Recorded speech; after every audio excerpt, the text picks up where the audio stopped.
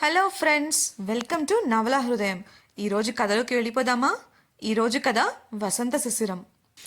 మనసు ఒకలా అనిపించడంతో శిశిరతో కలిసి పార్కులో నడుస్తున్న వసంత్ తెలియకుండానే ఆమె ఒడిలో తలవాల్చి నిద్రపోతాడు. కొంతసేపటికి లేచి ఆలస్యం అవుతుండటంతో ఆమెతో కలిసి బయటకు రాగా వేగంగా ఒక కార్ వచ్చి వారి ముందు ఆగింది.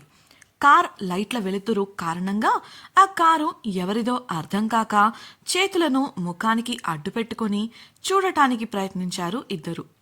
కార్ ఆగగానే ఇంజిన్ ఆపి కారు నుండి దిగిన వ్యక్తిని చూసి ఇద్దరూ ముఖం చిట్లించారు. వసంత్ విసుగ్గా ఏంటి అని ప్రశ్నించేలోపే ఆ వ్యక్తి కళ్ళల్లో నీళ్లు చూసిన వసంత్ శిశిరలకు కలవరం మొదలైంది. శిశిర కంగారుగా అలీ అన్నయ్య ఏం జరిగింది అని అడగగా వసంత్ అలీ ఏం చెప్తాడా అని చూస్తున్నాడు.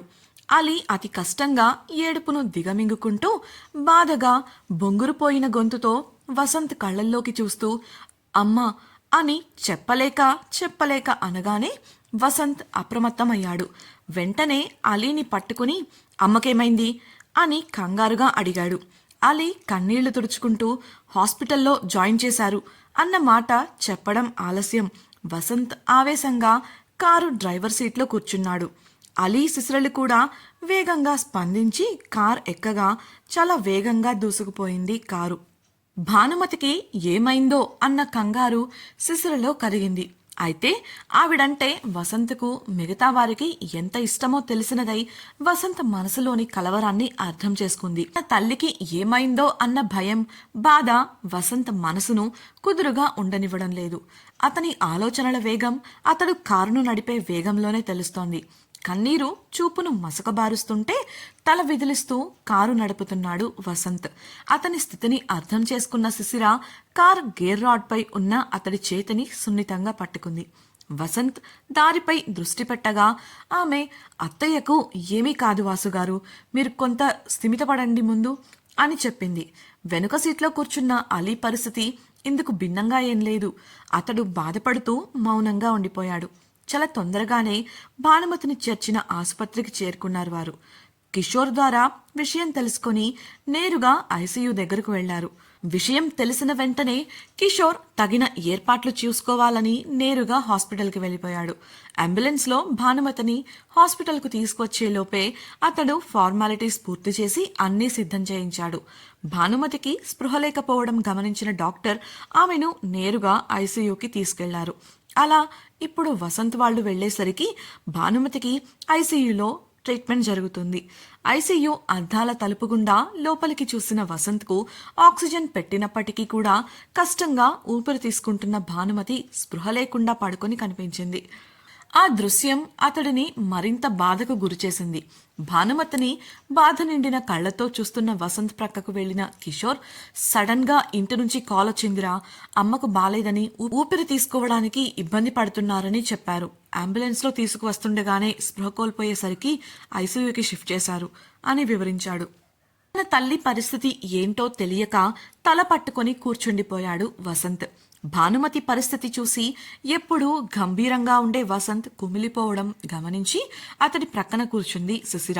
అతని భుజంపై చెయ్యి వేసి అత్తయ్యకు ఏమీ కాదు వాసుగారు, ఆవిడ మంచితనం, మీ అందరి ప్రేమే ఆవిడను కాపాడుతుంది, మీరంతా ధైర్యంగా ఉండండి అని నచ్చచెప్పింది. అక్కడ పూర్తిగా నిశ్శబ్ద వాతావరణం నెలకొంది.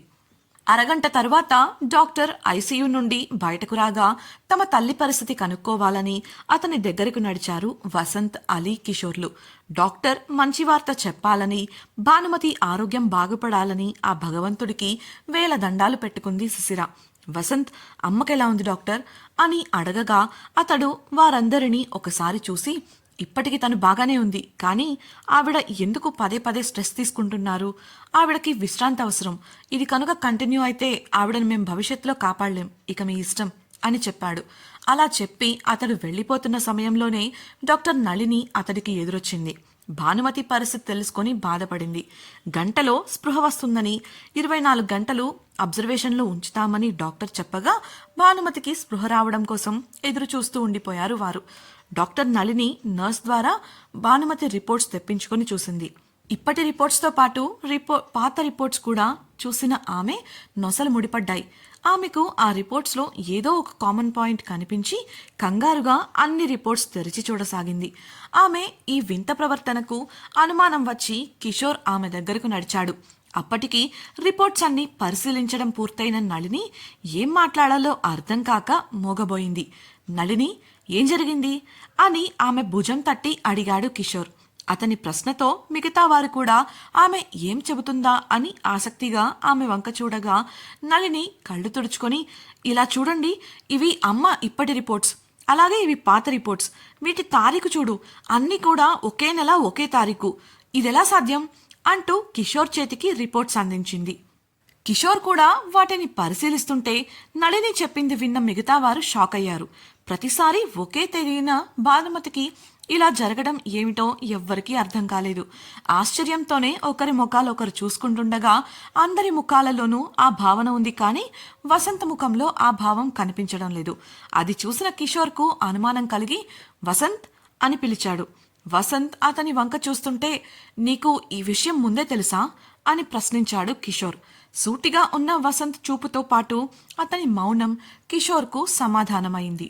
వసంత్కు ఆ విషయం ముందే తెలుసు అని తెలిసి అందరూ విస్తుపోగా అలీ ముందుకొచ్చి, మరి అమ్మకు ఇలా ఎందుకు జరుగుతుందో తెలుసా అని అడిగాడు.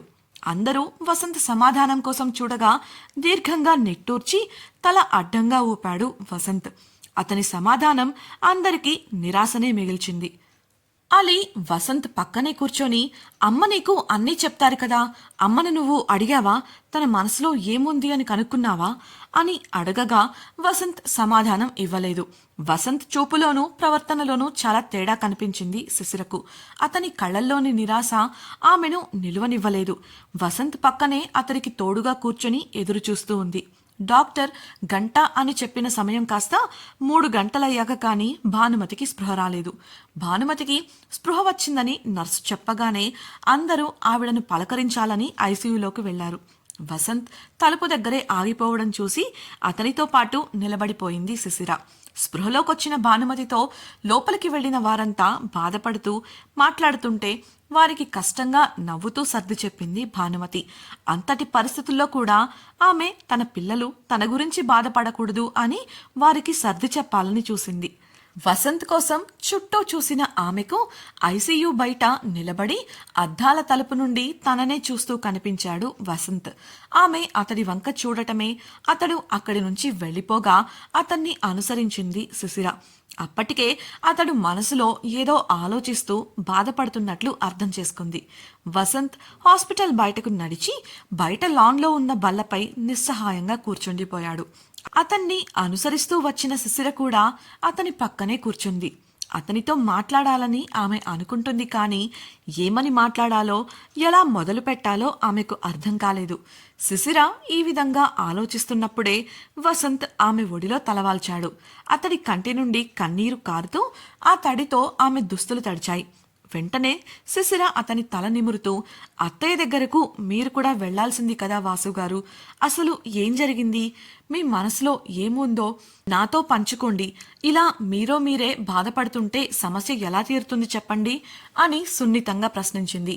వసంత్ ఆమె ఒడిలో ఉండే ఆమె చెయ్యి పట్టుకొని, ఈ విషయం నాకు 5 సంవత్సరాల క్రితమే తెలుసు శిశిర, నా చిన్నప్పటి నుండే అమ్మకు అప్పుడప్పుడు ఇలా జరుగుతూ ఉండేది, కానీ 5 years బ్యాక్ అమ్మకి ఇలా జరిగినప్పుడే సమస్య ఏంటో తెలుసుకోవాలని అమ్మ రిపోర్ట్స్ చెక్ చేశాను. అప్పుడే తనకు ప్రతిసారి ఒకే సమయంలో ఇలా పానిక్ అటాక్ వస్తుందని తెలుసుకున్నాను. అమ్మతో ఆ విషయంగా మాట్లాడాలని చాలానే ప్రయత్నించాను, కానీ తను ఏదో ఒకటి చెప్పి తప్పించుకునేది. ఎన్నిసార్లు కదిలించినా లాభం లేదు.